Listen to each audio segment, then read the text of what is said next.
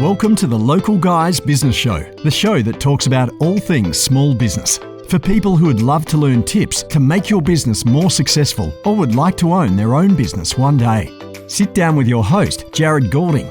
Strap in and let's get the show started.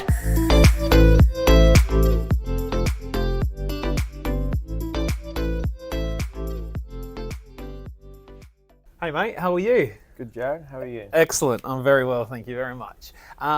So today we are talking about how to start a pest control business. We're going to try and add a bunch of value to anyone who's thought about starting a pest control business, interested in the pest control industry. We thought that we would add value and give them a lot of the steps and the processes along to be able to start that. So we thought, who better to bring us along and talk through that than yourself, Shaun?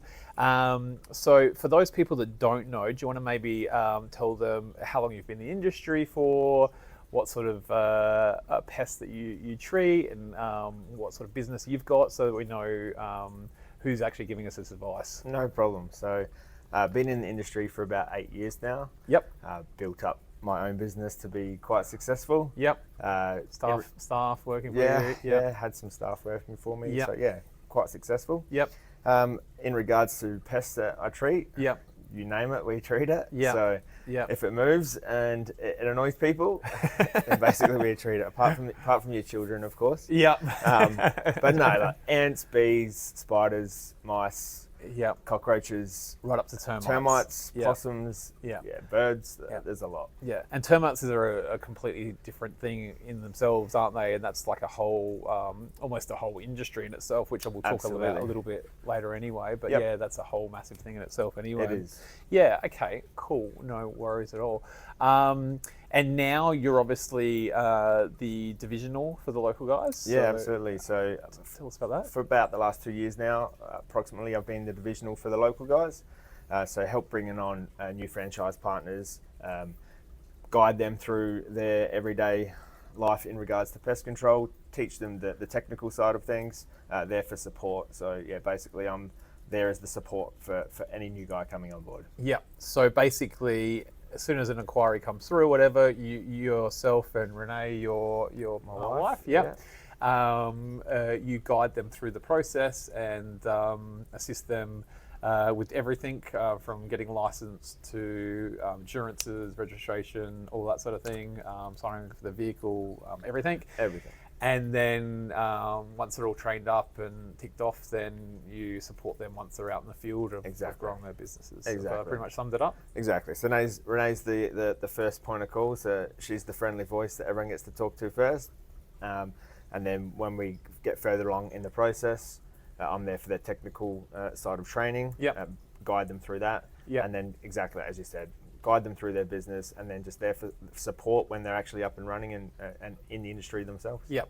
So this chat that we're doing now, this isn't designed for just people that want to obviously join the Local Guys. Yep. This is designed for anyone that wants to start their own pest control business at all.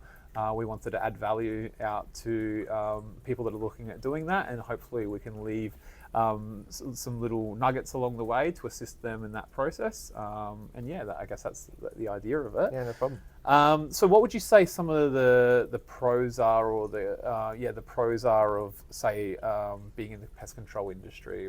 What sort of interests you when you're I'd say the biggest pros for me around pest control was the diversity.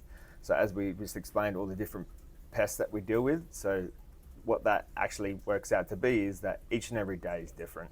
You're not doing the same job over and over again, which I have done in the past and haven't enjoyed.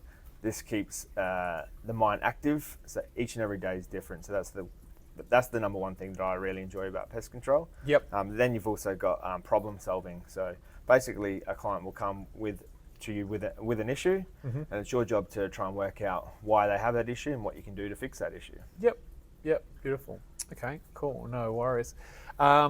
So I wanted to get straight into it, basically. Don't fluff around too much. So let's start with, say, the learning side. I guess that would be one of the first stages of deciding to get into the pest control industry. Is obviously you need to know what you're doing. Yeah, absolutely. How's that? There's training. You got to be licensed to be a pest controller.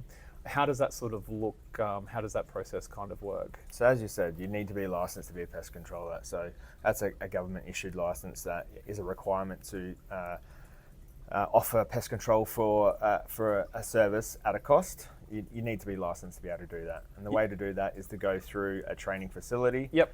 So there are a few different training facilities out there that offer pest control licensing. So you go through and learn the ins and outs of pest control in regards to the makeup of insects, into the habits of insects, the life cycle, and then treating them and down the path that way, from the very beginning all the way to the end. That's what the training's about, so that you've got enough knowledge to get out there and you know what you're doing. Yep. Okay.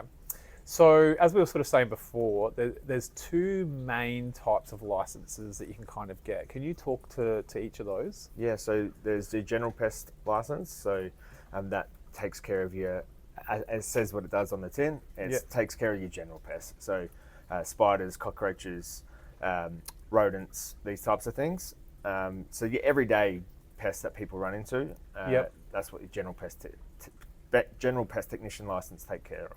So there's probably say 20 approximately, sort of unless you want to start getting into genus and different species of certain insects, then basically. Okay. And then there's a timber and termite pest control license. Yep. So that's another license altogether that's required to be able to perform treatments and services in and around timber and termites. Yep. So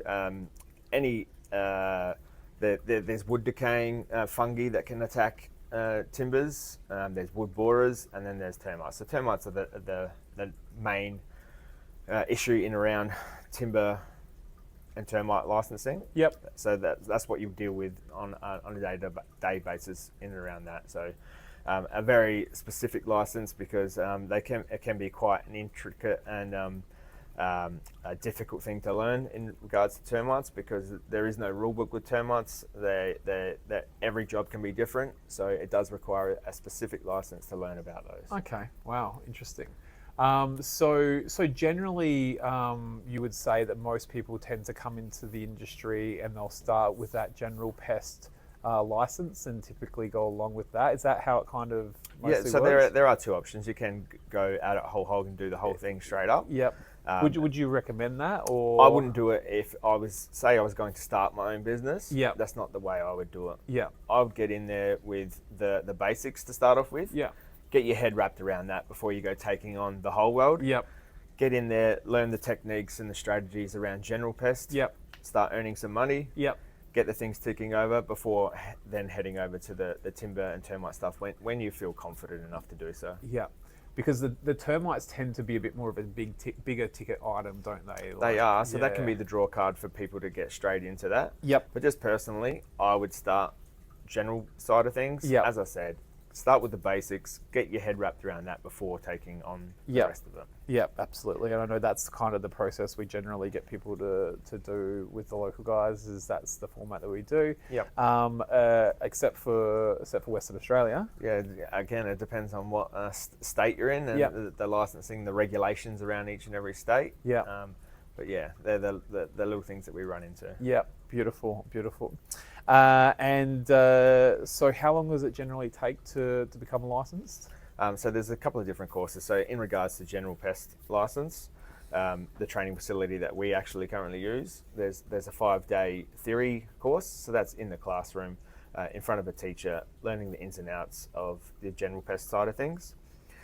Then you'd move on to the practical, so the hands-on stuff. I believe that's another 4 days, again, in the classroom, hands-on. So we really like the idea of being in a classroom. Yep. In front of an actual teacher. There are some online platforms. Yep. But personally, I think the best way to learn is face to face. So there's correspondence and then there's in classroom. That's kind of your two different options. Correct. But we kind of recommend the classroom stuff. Absolutely. Yeah. So it's a lot harder to ask a computer screen a question than it is face to face with somebody. And not only that, you're in a classroom, so somebody else can be asking a question that you hadn't thought of. Everyone's learning off each other. Yep. And then to finish it all off, then you have the assessment, and that's another 2-day course for that one. Yep, sure.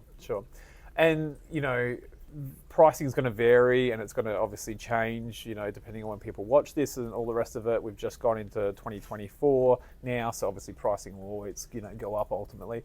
But what are people looking at as a rough guide, just in a general range, for both sort of? Okay, so for they're actually very similar. So the general pest license on average in total is around about the $4,000 mark. Yep.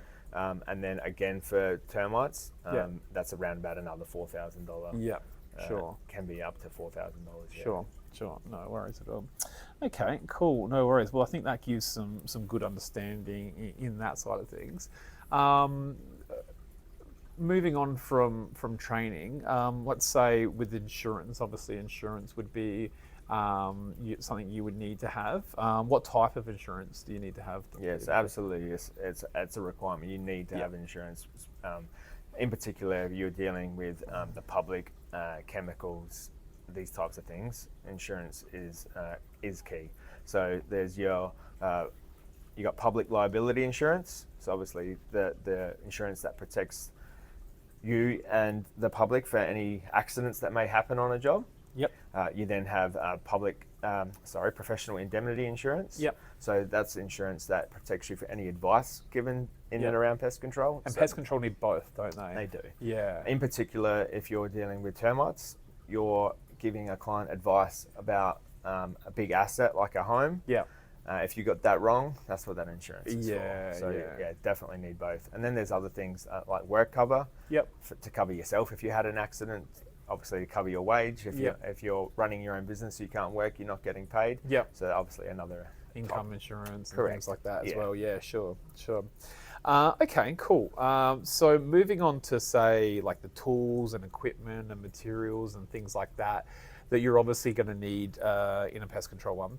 What sort of equipment do you need to do pest control? Just when you're getting started? Yeah, so there's a couple of different options. So when we're talking about pest control, I suppose you say our bread and butter would be spider sprays and general pest sprays. Yep. So there's a couple of different ways you can perform those treatments. So some of the techniques are using a trailer and a tank with like a 100-meter hose on it to pull out and spray a whole house. Yep. But these days, a lot of guys are going towards backpacks. Mm-hmm. So just something that you can wear on your back. A little bit more mobile. Obviously, can't carry as much liquid. You may have to fill it up once or twice to perform a treatment, but obviously a lot more mobile. And then in regards to other services, you can have blowers, so blowing dust for bee treatments, wasp treatments, roof voids, these types of things. Yep. And then there's just lots of little intricate bits. But I'd say probably $4,000 or $5,000 would cover you for most of your equipment, well unless you're going to get into termites. Yep. Then again, there's a whole heap of other equipment you can buy for that. Yep. On the higher end. Yeah. And then the termite systems themselves as well and stuff like that. So if you were installing a termite system, you'd need corers, so high-powered cooled drills. Yep. And if you're performing chemical treatments, you need hammer drills to be able to drill all the way around homes. Yeah. So a lot more, expensive equipment. Yeah. So there's a little bit to it. It's not, and I guess that's why again you sort of suggest to start with that general pest. Exactly. And then cut your teeth, get your understanding of that. Don't try and take off the whole hog to begin with. We have some people that do that, I know, and that's fine. They're wide that way, and we have no problems with that. But generally, I think I'm the same way. I'm very simple. I think just give me what's in front of my face, let me get my feet warm, and then sort of roll out from there. So obviously, everyone's in different points in regards to financial situations. So we say get into general pest, get that revenue turning over, build up to the bigger stuff. Okay. And then what about like the actual consumable stuff, like your chemicals and things like that? What's the sort of ongoing costs with that sort of thing? So the main chemicals and things that we'd use for general pest, so you have your spider spray. Now there's a lot of different chemicals on the market that have different actives and perform differently. Yep. In different situations, so it really depends on where you're located in Australia as to what sort of chemical you'll be using. Yep. But on average, most pest controllers be using the same sort of chemicals. Yep. Those sort of chemicals could be like $100 for a 5-litre bottle. Yep. one of those 5 litre bottles could get you up to around 50 homes if you wanted to do. Wow. Yeah. So. Wow. Okay. So there's a bit of profit there in one bottle of chemical. Yeah, that's great. Yeah. That's really good. All right. So moving on to say vehicles and transportation and things like that. Obviously, being a mobile business, your vehicle is going to be very important. You're going to be spending a lot of time in there and stuff like that. Yep. What sort of vehicle is right for the pest control industry? So there's no right vehicle, but it really comes down to the individual and what they're looking for in regards to their pest control business. But the main two that we will run here at the local guys is a dual cab ute. Now, the reason I run a dual cab ute with a canopy is I have a young family. I still need a back seat to be able to haul my boys around to football training and all their sporting events. So that allows me to do so. Yep. The other option would be a van. Yep. Now, a van will give you a lot more space, Yep. but obviously only being the two seats up front, you're not able to take the boys around. Yeah. So they're the main two types. There are some guys that will run just a flat tray ute with toolboxes, lockable toolboxes on the back. Yeah. That's also an option. Yeah. Some guys will maybe run around in a sedan with a trailer, but that's not the way we do it here. Yeah, sure. All right, I think that gives us a good understanding of the vehicle. Around, say, marketing and advertising and things like that, I mean, you're obviously in a bit of a unique position where obviously being part of a franchise, a lot of that side of things is luckily something that you don't have to stress about. Yeah. Do you want to maybe talk to that a little bit in regards to, I guess, why that works for you in regards to instead of having to sort of, I guess, go out there and be a marketing machine yourself and all the rest of it? Yeah, absolutely. So it's the things you don't know.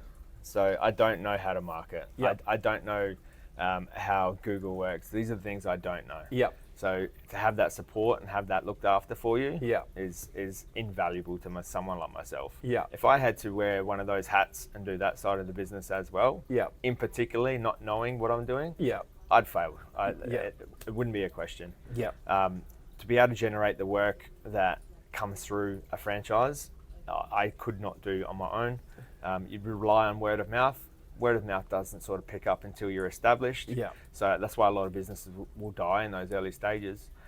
So yeah, it's exactly that. Taking the stress out of not wearing every hat in the business. Yeah. That's where it's invaluable to me. Yeah. So for some people, they like to sit on every seat on the bus, and they want to be that person that can go out and do everything, and they want to build their own brand and stuff like that. So I think it's probably important to talk on a few aspects of it for those sorts of people. Yep. I mean, obviously the sort of things that you're going to want to do is you want a website, you want to have a brand, you want to have a name, you want to have something that's going to be rememberable and sticks in people's minds a little bit. So I think starting with obviously coming up with the name of the business is obviously going to be something that you start off with. You've got to get it registered with ASIC. Yep. So that would be probably one of the first things that I would suggest for people on that side of things. As I said, website getting built. So you're probably looking at, you can do a lot of free ones nowadays. That's probably an okay place to start. Yeah. So there are, I think, Wix and a few other places where you can go and sort of build your own one, or go out to someone and spend, from a couple of $1,000s onwards to have them build it for you. It's great to have a very pretty website, but if you have no traffic to the website, that's a whole nother thing. Yep. You can have the nicest website in the world, but if no one's visiting it, it's pointless. So then you're going to want to be looking at things like the marketing, which is, there's a couple of different, I hope you don't mind me talking to this a little bit. Yep. So there's a couple of little aspects to that. There's organic SEO, so you might want to go out to an organic SEO company and build that side of things. Organic SEO is a very slow process and a long process. So, you got to be in that for the long term. So that could take a number of years before you even start to rank on that in your local area. It's very, very competitive and cost a lot of money. There's also, things like Google Ads, which is good, but can be extremely expensive. So you're paying for every single click to your website. It might be $7 or $8, $10 just for them to land on your website. It doesn't necessarily mean they're going to convert. It doesn't mean anything, but Google wants their money either way. So I think there are a couple of different ways to start as far as online. I would suggest even looking at some of the groups that you can join. BNI. I was just talking to one of the people from BNI just today, actually, where they'll assist each other and trying to grow a business for each other. That's a great way. There's a cost to that, but that's that does tend to get quite good results.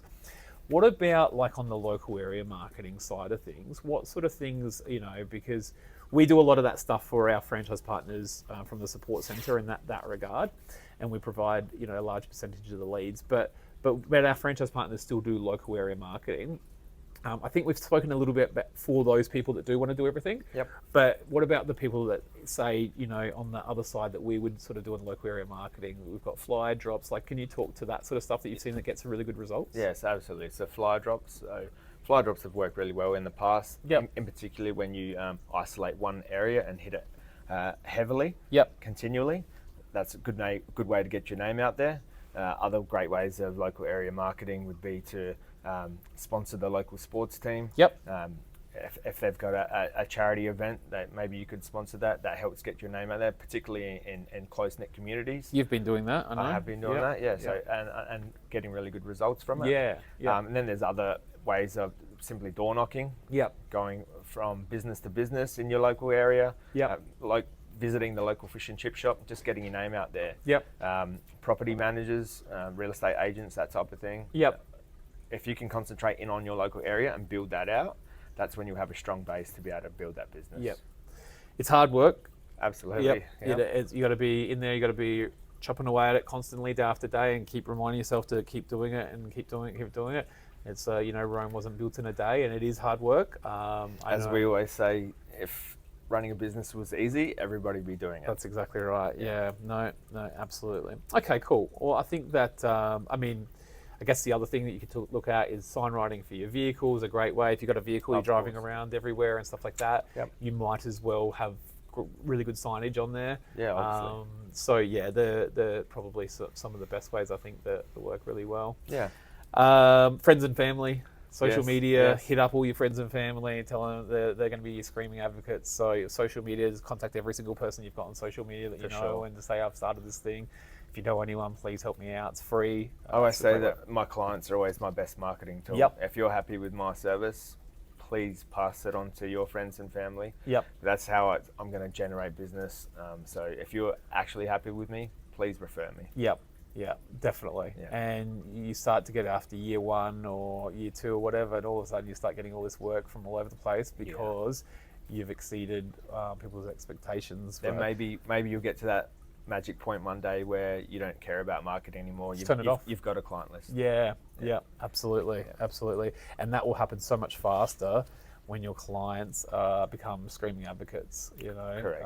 If they are happy with everything that's taken place from the time you picked up the phone to the end of the service, if you make it enjoyable for them throughout that time, that's how you do it. So you've segued into the next section perfectly, which is customer service. So how would you say that you can do that? What do you think the most important things that you can kind of do to help leave that customer a screaming advocate?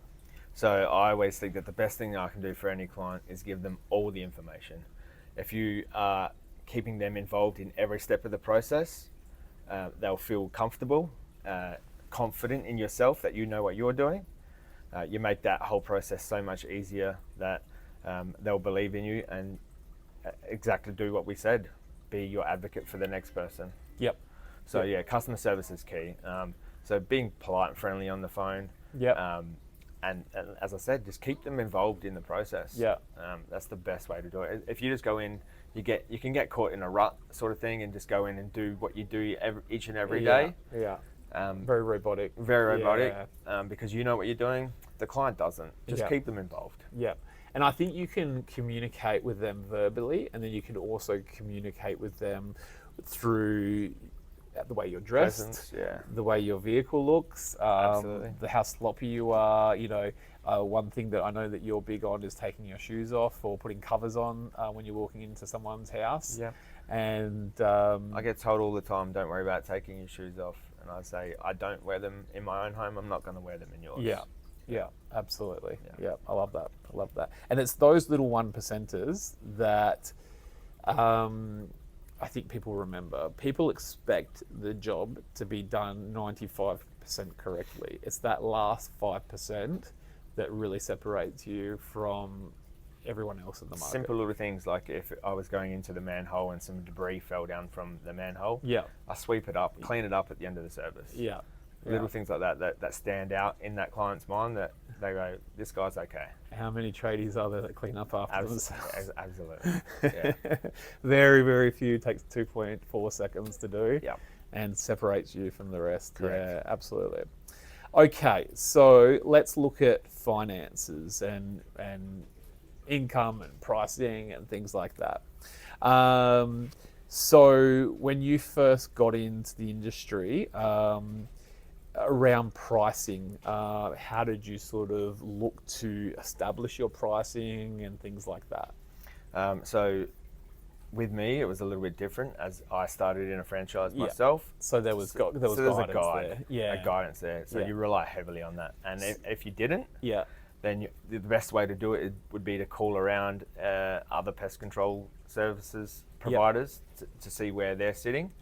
But then you also got to remember that they're a well-established business. So if you come in at the same sort of pricing, not being as experienced, not having that the rapport with the client, it can be harder to pick up that work. So obviously a lot easier for myself being in a franchise. That's what I enjoyed about it. Those are the little things I enjoyed about it is the things you don't know are kind of already taken care of. And you can just rely on the technical side of things, which made life so much easier. Yeah. I think on pricing, like probably one thing I'd like to add on to that, or two things, is one, don't race the cheapest guy to the bottom, because then it becomes a race to the bottom. And there's a good chance he's already running where he's not profitable and he just wants to win whatever work he is or she's got. And you're just going to go, well, I saw that they were charging X, so I'm going to charge a little bit less than X. They haven't done their numbers. They don't know if it's profitable at that or not. Yeah, exactly. And then they're out of business because the majority, 80% of businesses fail within the first 5 years. So there's a good chance that the person with the lowest price that you're chasing is going to be out of business soon, probably because their pricing's too low. Absolutely. You could ask, why is their pricing so low? Is it because they're desperate for work? If they're desperate for work, why? It's because there's no value there. And they're not getting enough work because they're not adding value to that client. Yeah. And I think that's the thing, like price and value are very much aligned with each other. So it doesn't necessarily mean you have to be undercut everyone else.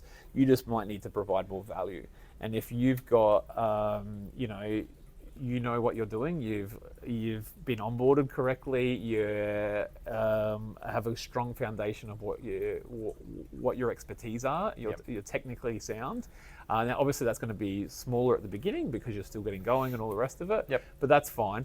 But you're offering value in many other different ways, cleaning up after them, having guarantees on your work, all that sort of stuff. All of a sudden there's extra value there that people will happily pay extra for. A little bit what we spoke about earlier, about keeping them involved in the process. Yes. If you're letting them know everything that you're going to perform in that service, they can see what you're providing opposed to the other guy and go, that's why he's charging more.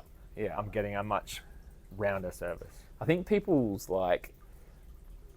bullshit meter is pretty tuned in, because there's so many people out there that do offer that. So people are pretty good at spotting genuine value. So I think you can't fake it. You've just actually got to put the value up. If you try and fake it, people will see through it pretty quickly. Yeah, I agree. Okay, cool.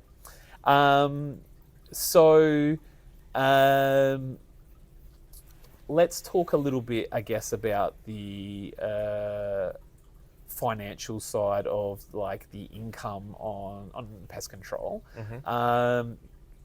Now it's hard, obviously, because you go from here to here, and I always sort of tell people your income's only a result of your effort and energy Output. in. Yeah, Yeah. exactly right. Yeah. So, people will go, well, how much am I going to earn? And I'm like, well, how much effort and quality effort are you going to put in? Yeah. And it's like, because whatever that is going to be typically what's going to come out of it. So you trying to tell me what you're going to earn is very hard question to answer. Yeah, absolutely. But what would you say, what would your sort of answer be if people are sort of going to ask, what can I earn in the pest control industry? Well, it's exactly what you said about how much effort you're going to put in. Yeah. But then it depends on what sort of stage in your life you're at. Are you looking for a 4-day-a-week type of job? Or are you in it for 7 days a week, 12-hour days? Yeah. That's the type of output, obviously, that would take.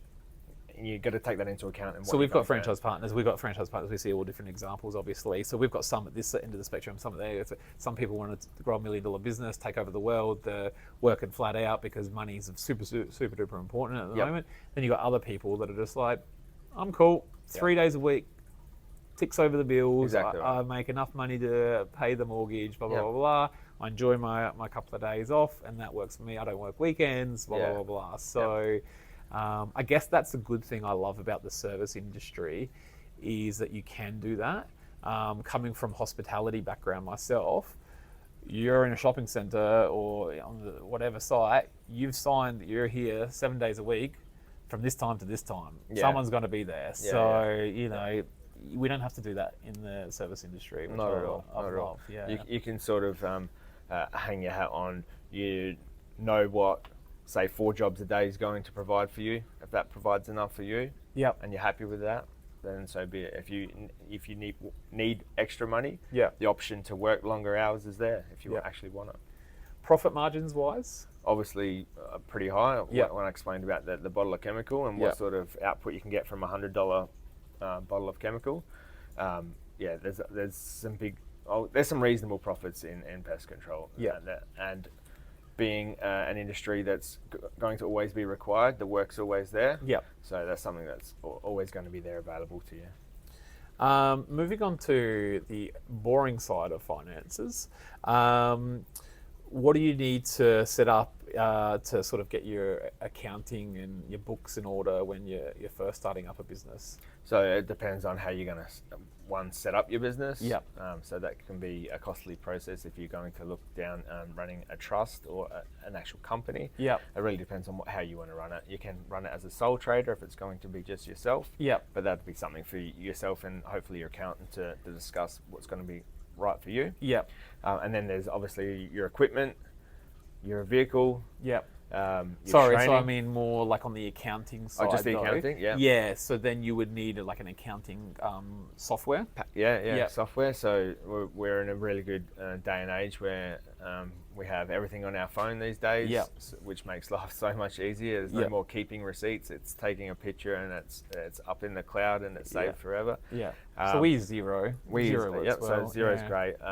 You can do all your reconciling. I quite often, the last thing I do at night before I go to bed is reconciling my account before I go to sleep. Because I was going to ask you that. Would you sort of suggest like a bookkeeper in this sort of thing, or what's your sort of experience been as far as? Well, my experience is with this new software and packages that we have, you can do it yourself.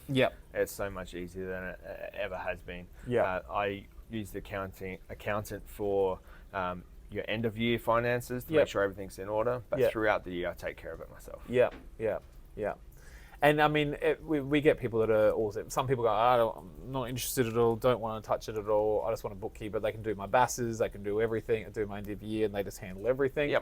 Here's a shoebox of my receipts, away you go. And then we get a lot of other people who, especially nowadays, as you say, and we don't have like huge amounts of like transactions every day. It's not like a retail store where you've got 100 transactions a day. It might be, let's just say 4 to 8 transactions a day at most. And then like if you're doing some termite stuff, it might be 1 a day. So and then it's just purchasing some chemicals as you need it and putting fuel in the car. That's pretty much it. Sure. Okay, cool. No worries at all. So let's move on to finally say the franchising side a little bit more. I think we've covered a lot of the basis for people to give them some value on the actual business side of it itself. Can you explain what the process is like at the local guys getting into the pest control industry and how that sort of looks of if someone, I guess, did want to go the franchising route. Yep. How does that kind of look from first inquiry to I'm rocking up on my first door, ready to go? Okay, so as I said, an inquiry would come in. Renee would be the first point of contact. Yeah. So she'd discuss the opportunity, find out a little bit about the prospective franchise partner, see if that's going to marry up their core values and our core values, because I believe that's very important that we align on those things. Then the next point of call would be to start drawing up contracts to get into the franchise itself. Yeah. And then while that's happening in the background, getting into the training facility, you can start doing all that sort of thing in the background. Yeah. Getting that license ready to start from day one. Yeah. So then there's the local guys training, where we'd have you learn about the back house type of things. So everything that you need to know, how to run a business, software, all that sort of stuff, process, sales process, marketing, everything you can think of is covered. Yep. And then basically it's get your license, have some in-field training with myself, make sure that you're comfortable and competent to get out there in the field and start performing these services. Yep. Then day one in the field, you're taking leads basically. Yep. And then it's just that ongoing support. That's what a franchise is. That's what the best thing about it is say on day one you get your first lead and you're a little unsure about it. We have training platforms where guys are able to look into to research or go Pull back it up on their phone. Go back over any service. We have everything on this app that we've got. Yep. So every service is covered. Yep. But then I'm just one phone call away as well. Yeah. You know what the other thing is as well, which is super powerful, is the other franchise partners in the network as well. Absolutely. Like I think I started up my business 11 years ago, and it was just, we were independent, so we didn't have anyone to pick up the phone or anyone in our area that was going along the same path and all the rest of it. We have our franchise partner meetings every 6 weeks. The guys all catch up, they all know each other, they're all friends and all the rest of it. So you've got someone, next couple of suburbs over or wherever they are locally, that's just like, they scratch each other's backs and help each other out. And I know we've just had one recently. this marketing has been working really well with my existing clients, shares it out amongst everyone else. Yep. You can all just sort of, piggyback off of each other's ideas, and whatever the best ones are sort of surface to the top. So I think like when you're out alone, you just don't have that to sort of tap into, which is really good. Like, so you talk about those things about, so that's probably my favorite part of the 6 weekly franchise partner meeting is we go through and say, what's working for you? Yeah. Jared will tell me what's working for him. Yep. And the other goes, oh, I hadn't thought about that. I might bring that into my own business. Yeah. If you're out on your own, you don't have that at all. Yeah. You don't know what's working, what's not working until it's happened. Yeah. So you don't get to learn off the others that way. Yep. We have it quite often. The guys are bringing in new things around quoting that's working really well for them. Yep. They bring into the system stuff that we haven't thought about here. Yeah. That's the thing I love about it. They bring in ideas to us, and we go, we love that. That's part of our system now. Yeah. It's so cool. Absolutely. No, I couldn't agree more. Some of our best ideas have come from our franchise partners, which is awesome, because we are just all helping each other out. All right, beautiful. Well, I've learnt a few things out of this. So, thanks so much for coming in and spending the time with us and giving us a bit of an understanding on the process of being able to start your own pest control business. So, much appreciated. Got a lot out of it. No worries. Thanks, Jared. Beautiful. Thanks for having me. Thank you.